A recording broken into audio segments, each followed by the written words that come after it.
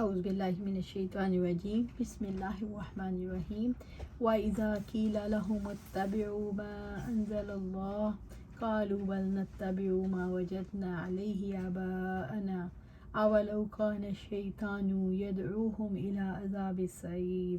اور جب ان سے کہا جاتا ہے اس کی پیروی کرو جو اللہ تعالیٰ نے نازل کیا ہے تو کہتے ہیں بلکہ ہم اسی چیز کی پیروی کریں گے جس پر ہم نے اپنے باپ دادا کو پایا، اور کیا اگرچہ شیطان انہیں بھڑکتی ہوئی آگ کے عذاب کی طرف بلا رہا ہو۔ سورۃ لقمان آیا 21۔ وَإِذْ قِيلَ لَهُمْ، اور جب ان سے کہا جاتا ہے، جب جھگڑا کرنے والوں سے کہا جاتا ہے اتَّبِعُوا مَا أَنزَلَ اللَّهُ، اس کی پیروی کرو جو اللہ نے نازل کیا، یعنی جو کچھ اللہ نے رسولوں پر نازل فرمایا اس کی اتباع کرو۔ قالو، تو کہتے ہیں، وہ اس دعوت کی مخالفت کرتے ہوئے کہتے ہیں بل نتبع ما وجدنا علیہ آباءنا، بلکہ ہم اسی چیز کی پیروی کریں گے جس پر ہم نے اپنے باپ دادا کو پایا، یعنی وہ کہتے ہیں ہم باپ دادا کے طریقے کو نہیں چھوڑ سکتے، ہم تو اسی کی پیروی کریں گے۔ عبداللہ بن عباس رضی اللہ تعالیٰ عنہ سے روایت ہے کہ نوح علیہ السلام کی قوم کے بت ہی بعد میں عرب میں پوجے گئے۔ نوح علیہ السلام کی قوم کے بعد نیک آدمیوں کے نام جب وہ فوت ہو گئے تو شیطان نے ان کے دل میں یہ بات ڈالی کہ جہاں وہ حضرات بیٹھا کرتے تھے وہاں ان کے بت بنا کر رکھ دو اور انہی کے نام اور وہی نام رکھ دو جو ان کے بزرگوں کے تھے۔ سو انہوں نے ایسا ہی کیا، تو ہم اس وقت ان بتوں کو پوجا نہیں ہوئی، لیکن بعد ازاں جب وہ لوگ فوت ہو گئے اور علم مٹ گیا تو تب ان کی پوجا ہونے لگی۔ لوگوں کا یہ رویہ ذہنی غلامی اور عقلی قید کا ہے۔ انسان کو اللہ نے عقل کی آزادی دی ہے کہ وہ آزادانہ غور کرے، لیکن انسان اپنے ہاتھوں سے اپنی عقل کو بیڑیاں ڈال دیتا ہے اور زنجیروں میں جکڑ دیتا ہے۔ یہ غیر عقلی رویہ ہے۔ رب العزت نے باپ دادا کی تقلید کا رد کیا ہے۔ اللہ سبحانہ تعالیٰ کہتے ہیں اور اگرچہ شیطان انہیں بھڑکتی ہوئی آگ کے عذاب کی طرف بلا رہا ہو، اولو کان الشیطان یدعوہم الی عذاب السعیر، یعنی وہ پھر بھی باپ دادا کی تقلید کریں گے اگرچہ باپ دادا نے شیطان کی آواز پر لبیک کہا ہو اور انہیں وہ بھڑکتی آگ کی طرف لے جا رہا ہو، یعنی ان کے آباء و اجداد نے شیطان کی آواز پر لبیک کہا اور اس کے پیچھے چل پڑے اور یوں وہ شیطان کے چیلوں میں شامل ہو گئے اور ان پر حیرت اور تردد نے غلبہ پا لیا۔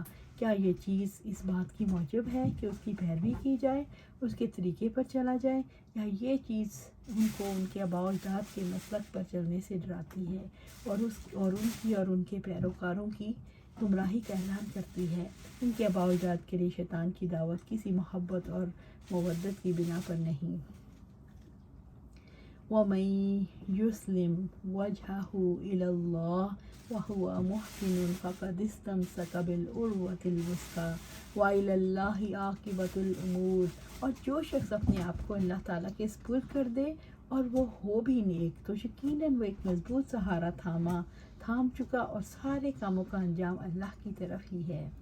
سورۃ لقمان آیا 22۔ وَمَن یُسْلِمْ وَجْهَهُ إِلَى اللَّهِ، اور جو شخص اپنے آپ کو اللہ کے سپرد کر دے، جو کوئی اپنا آپ اللہ کے سپرد کرتا ہے اور اس کی اطاعت کرتا ہے اور عبادت کو اس کے لیے خالص کرتا ہے، وَهُوَ مُحْسِن، وہ ہو بھی نیک، وہ اسلام میں محسن ہے کیونکہ اس کا عمل شرعی اور اس میں آپ صلی اللہ علیہ وسلم کی اتباع کرتا ہے، یا اس کے معنی یہ ہے جو کوئی عبادت کے ذریعے اللہ تعالیٰ کے سامنے سر تسلیم خم کرتا ہے اور اپنی عبادت کو احسان کے درجے تک لے جاتا ہے۔ وَقَدِ اسْتَمْسَكَ بِالْعُرْوَةِ الْوُثْقَىٰ، تو یقیناً وہ ایک مضبوط سہارا تھام چکا، جس نے اللہ کا سہارا تھام لیا وہ نجات پا گیا، اسے ہر بھلائی نصیب ہو گئی۔ اللہ تعالیٰ کا مضبوط سہارا اللہ تعالیٰ کی ذات پر یقین ہے جو اللہ کی صفات کے علم کی وجہ سے انسان کے دل کے اندر پختہ ہوتا ہے۔ فَمَن يَكْفُرْ بِالطَّاغُوتِ وَيُؤْمِن بِاللَّهِ فَقَدِ اسْتَمْسَكَ بِالْعُرْوَةِ الْوُثْقَىٰ لَا انفصام لَهَا۔ سورۃ بقرہ۔ چنانچہ جو باطل معبود کا انکار کرے اور اللہ پر ایمان لائے، اس نے مضبوط کڑا تھام لیا جس نے کبھی ٹوٹنا ہی نہیں۔ وَإِلَى اللَّهِ عَاقِبَةُ الْأُمُورِ، اور سارے کاموں کا انجام اللہ کی طرف ہی ہے، یعنی تمام کاموں کی انتہا اللہ کے پاس ہے، وہی اپنے بندوں کے درمیان فیصلے کرے گا اور ان کے اعمال کے مطابق جزا سزا دے گا۔ اللہ تعالیٰ نے انسان کو یہی سمجھایا، جب سارے معاملات کا لوٹنا اللہ ہی کی طرف ہے تو اپنے آپ کو اللہ کے حوالے کر دے اور قرآن و سنت کے مطابق زندگی بسر کرے۔ ومن کفر فلا يحزنك كفره إلینا مرجعهم فننبئهم بما عملوا ان اللہ علیم بذات الصدور۔ اور جس نے کفر کیا تو اس کا کفر آپ کو غم زدہ نہ کرے، ان سب کو ہماری ہی طرف لوٹ کر آنا ہے، پھر جو کچھ انہوں نے کیا ہم انہیں بتا دیں گے۔ یقیناً اللہ تعالیٰ سینوں کی باتوں کو خوب جانتا ہے۔ سورۃ لقمان آیا 23۔ ومن کفر فلا يحزنك کفرو، اور جس نے کفر کیا تو اس کا کفر آپ کو غمزدہ نہ کرے، یعنی اگر کافر اللہ کو اور اس کی شریعت کو نہیں مانتے تو آپ صلی اللہ علیہ وسلم غمزدہ نہ ہوں۔ آپ صلی اللہ علیہ وسلم نے دعوت و تبلیغ کا فرض ادا کر دیا۔ آپ صلی اللہ علیہ وسلم کے ہاں آپ اللہ کے ہاں اجر کے مستحق ہو گئے۔ آپ صلی اللہ علیہ وسلم جان لیں اگر ان کے اندر بھلائی ہوتی تو اللہ تعالیٰ انہیں ہدایت دے دیتا۔ الینا مرجعہم، ان سب کو ہماری ہی طرف لوٹ کر آنا ہے، انہوں نے موت کے بعد ہمارے ہی پاس آنا ہے۔ فننبئہم بما عملوا، پھر جو کچھ انہوں نے کیا ہم انہیں بتا دیں گے۔ ہم انہیں ان کے کفر اور حق سے دشمنی اور رسولوں کو اذیت پہنچانے اور اللہ تعالیٰ کے نور کو بجھانے کی کوششوں سے آگاہ کر دیں گے۔ ان اللہ علیم بذات الصدور، یقیناً اللہ تعالیٰ سینوں کی باتوں کو خوب جاننے والا ہے، وہ سینوں کے راز جانتا ہے جن کو کوئی ظاہر نہیں کرنا چاہتا، ان کے بارے میں کیسے نہیں جانے گا جن کی مخالفت، حق دشمنی اور ہزار رسائی کو سب دیکھتے ہیں۔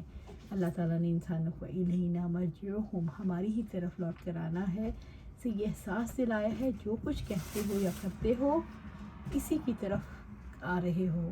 کیسی عجیب بات ہے، رب کی طرف جاتے ہوئے سیدھے رخ سے جانے کی بجائے پشت پھیر کر جا رہے ہو اور ان قریب اسی سے جا ملو گے۔ فَنُنَبِّئُهُم بِمَا عَمِلُوا، سے یہ احساس دلایا کہ عمل جو تم آج کر رہے ہو اس دنیا کا ہی نہیں، جب تم ہمارے پاس آؤ گے ہم تمہیں بتا دیں گے تم کیا کر کے آئے ہو۔ نُمَتِّعُهُم قَلِيلًا ثُمَّ نَضْطَرُّهُمْ إِلَىٰ عَذَابٍ غَلِيظٍ، ہم انہیں بہت تھوڑا سامان دے رہے ہیں، پھر ہم انہیں ایک بہت سخت عذاب کی طرف مجبور کر کے لے جائیں گے۔ سورۃ لقمان آیا 24۔ نُمَتِّعُهُم قَلِيلًا، ہم انہیں بہت تھوڑا سا سامان دے رہے ہیں، یعنی ہم کافروں کو دنیا میں تھوڑا سا فائدہ دیں گے تاکہ اپنے گناہوں میں اضافہ کر لیں۔ ثُمَّ نَضْطَرُّهُمْ إِلَىٰ عَذَابٍ غَلِيظٍ، پھر ہم انہیں ایک بہت سخت عذاب کی طرف مجبور کر کے لے جائیں گے، پھر ان کی موت کے بعد انہیں ہولناک اور سخت عذاب کی طرف مجبور کر دیں گے۔ اللہ تعالیٰ نے حق کو قبول کرنے کے لیے انسان کو کیسے قائل کیا؟ اللہ تعالیٰ نے انسان کو توجہ دلائی کہ آخر دنیا میں کب تک رہو گے، دنیا کی نعمتیں عارضی ہیں، کہاں تک ان سے فائدہ اٹھاؤ گے، دنیا کے تھوڑے سے فائدے کے بعد ہمیشہ کا عذاب ہے، پھر بتاؤ کہ آخر حق کو قبول نہ کرنے کا نقصان کس کا ہے۔ وَلَئِن سَأَلْتَهُم مَّنْ خَلَقَ السَّمَاوَاتِ وَالْأَرْضَ لَيَقُولُنَّ اللَّهُ قُلِ الْحَمْدُ لِلَّهِ بَلْ أَكْثَرُهُمْ لَا يَعْلَمُونَ، اور یقیناً اگر آپ ان سے پوچھیں کہ آسمانوں اور زمین کو کس نے پیدا کیا تو ضرور کہیں گے اللہ تعالیٰ نے۔ آپ کہہ دیں سب تعریف اللہ کے لیے ہے، بلکہ ان کے اکثر لوگ نہیں جانتے۔ سورۃ لقمان آیا 25۔ وَلَئِن سَأَلْتَهُمْ، اور یقیناً اگر آپ ان سے پوچھیں، اگر آپ مشرکوں سے پوچھیں آسمان اور زمین کا خالق کون ہے تو وہ بھی کہیں گے اللہ تعالیٰ، اور اس میں اس کا کوئی شریک نہیں۔ انہیں معلوم ہے ان کے بتوں نے کچھ بھی پیدا نہیں کیا، پھر بھی وہ انہی کی عبادت کرتے ہیں اور کہتے ہیں اللہ تعالیٰ کے شریک ہیں۔ رب العزت نے فرمایا، اور اگر یقیناً آپ ان سے پوچھیں آسمان اور زمین کو کس نے پیدا کیا تو یقیناً وہ ضرور کہیں گے سب پر غالب، سب کچھ جاننے والے نے انہیں پیدا کیا۔ سورۃ زخرف آیا 9۔ قُلِ الْحَمْدُ لِلَّهِ، آپ کہہ دیں سب تعریف اللہ کے لیے ہے۔ آپ صلی اللہ علیہ وسلم ان کے اقرار کو انہی کے خلاف دلیل بنا کر کہہ دیں اللہ کا شکر ہے جس نے حق کو واضح کر دیا اور تمہاری جانب سے دلیل واضح ہو گئی۔ بل اکثرہم لا یعلمون، بلکہ ان کے اکثر لوگ نہیں جانتے۔ یعنی وہ نہیں جانتے، اسی وجہ سے وہ اللہ تعالیٰ کے ساتھ دوسروں کو شریک ٹھہراتے ہیں۔ اگر انہیں یقین ہوتا کہ اللہ تعالیٰ کائنات کی تخلیق میں ایک ہے تو عبادت میں بھی اسے دلیل کی روح سے ایک مان لیتے۔ اللہ سبحانہ تعالیٰ سے دعا ہے کہ قرآن و سنت کے مطابق عمل کرنے کی توفیق دے اور اس پر جمع دے۔ آمین یا رب العالمین۔